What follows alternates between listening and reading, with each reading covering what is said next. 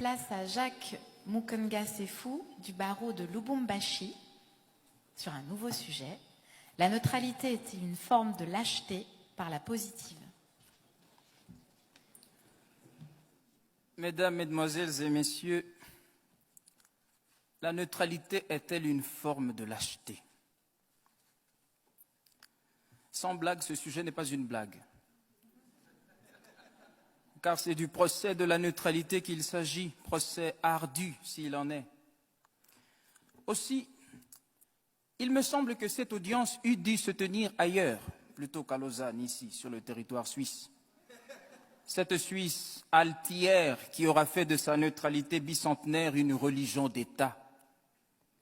Il y aurait tout lieu d'ordonner le renvoi de juridiction pour cause de sûreté publique. Mais passons.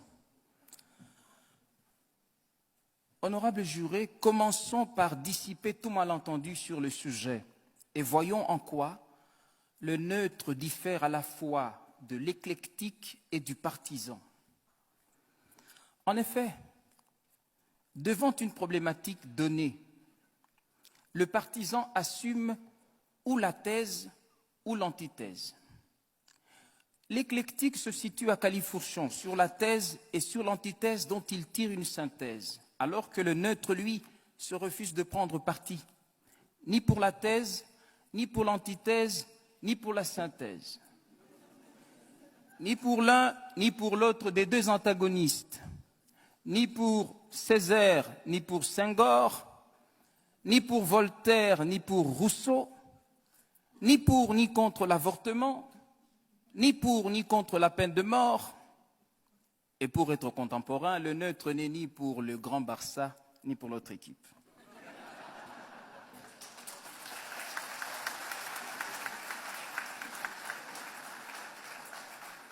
Je sais, oui, je sais.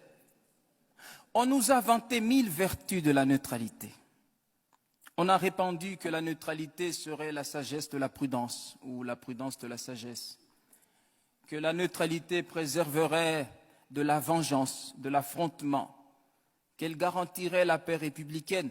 On a même soutenu que la neutralité serait gage de crédibilité. Mais non, ce n'est là qu'une péroraison tonitruante. À dire vrai, Dieu sait que toute neutralité cache une lâcheté qui a honte à s'avouer. La neutralité, c'est de la lâcheté.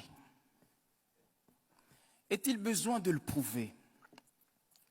En fait, vous le savez bien autant que moi, la raison humaine est jugement et le cœur humain est parti pris.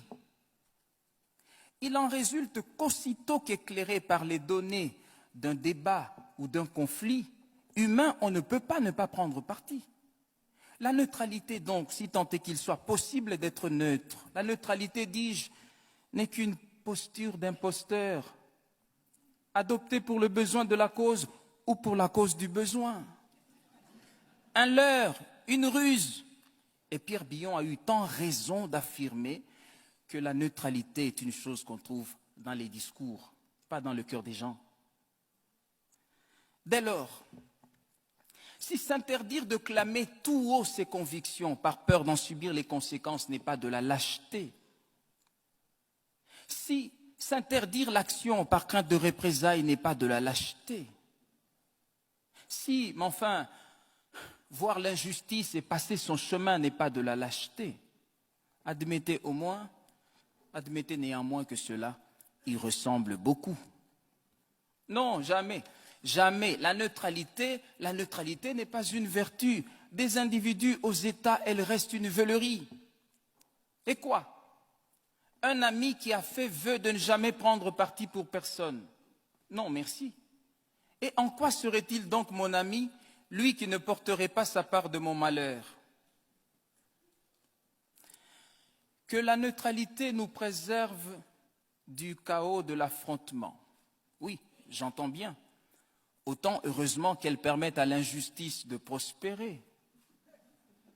Voir la Shoah, l'apartheid, la ségrégation raciale, la xénophobie, l'esclavage sexuel, des avocats emprisonnés, Des millions de morts et des viols à l'est du Congo, mon pays, la République très très démocratique du Congo.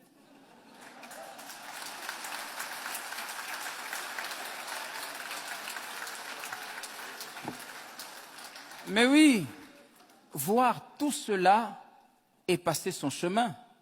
Ah oui, mais c'est cela l'héroïsme de la neutralité. Et dire que la paix perpétuelle de certains est à ce prix, comme si, au-delà de la patrie, il n'y avait pas l'humanité.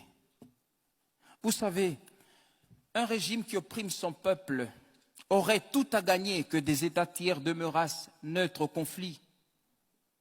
Mais Desmond Tutu considère avec raison que si vous êtes neutre dans les situations d'injustice, vous avez choisi le côté de l'oppresseur. Car la neutralité aide l'oppresseur, jamais la victime. Alors, on m'objecterait volontiers que la neutralité nous aurait épargné l'enfer libyen, l'Irak, l'Afghanistan, le Darfour, les migrants.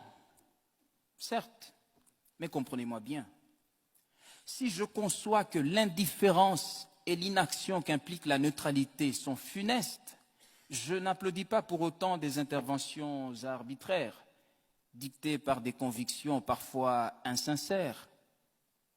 Et encore, toute parturition d'un monde nouveau n'est-elle pas douloureuse? 620 000 soldats tombèrent sur le champ de bataille durant la guerre de sécession qui déchira l'Amérique de Lincoln. Mais il y avait un message de justice dans le crépitement de chaque balle tirée durant cette guerre-là. Oui, ces crépitements d'obus étaient autant de voix qui s'élevaient en chœur pour rappeler, si besoin en était encore, que tous les hommes naissent libres et égaux en dignité et en droit. Les Noirs aussi.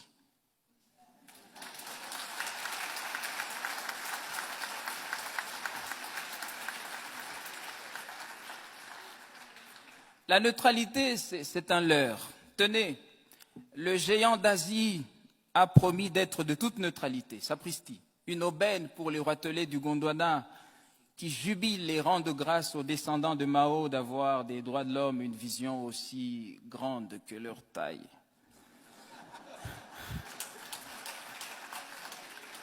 Mais ne vous y méprenez pas.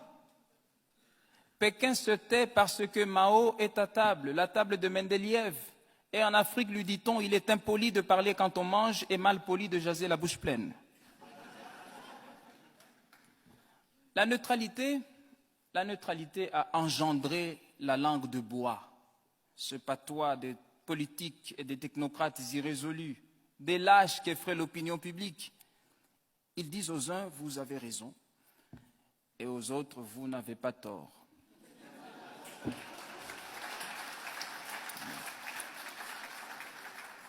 Mais je veux dire, il est honteux d'être sans honte. Est-ce cela la politique?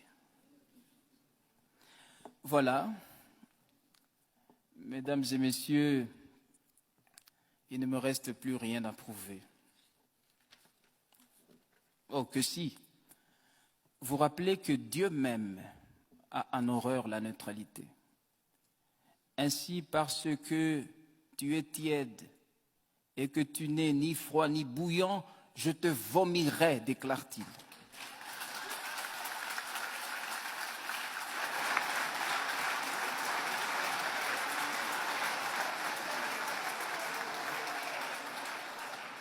Voilà, mesdames et messieurs, la preuve est faite. Maintenant, laissez-moi vous dire que j'ai un rêve. Moi aussi, bien sûr, n'ayant pas le monopole du sommeil, Martin Luther King ne peut avoir celui du rêve. J'ai fait un rêve, et mon rêve le voici. Et si ce 33e congrès de la CIB était celui de la rencontre de chaque avocat avec sa cause humaniste, l'idéal pour lequel il devrait désormais vivre et même mourir s'il le faut. Quittez la tranquillité de votre neutralité. Pour les avocats dignes de la robe qu'ils portent, disait Jacques Isorni, il n'y a que le grand combat, avec tous ses dangers et tous ses risques.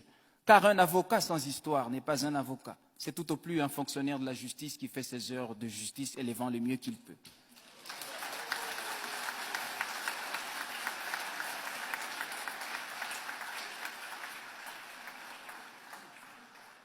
Quittez le confort de votre neutralité et descendez dans l'arène, vous mêlez des choses qui ne vous regardent pas. L'humanité vous en saura bien gré. Comme Zola pour Dreyfus, accusé. Comme Voltaire, donnez à graver cette épitaphe, il défendit Calas. Comme Sartre, Che Guevara, soyez de tous les combats. Comme Mandela, quittez votre robe d'avocat s'il le faut et allez vers le large. Et comme Vergès, sauvez Jamila et épousez-la.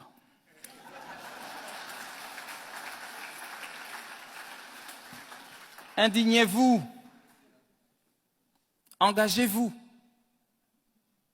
car celui qui n'est pas dégoûté par ce qui est dégoûtant est encore plus dégoûtant que ceux qui ne le dégoûtent pas.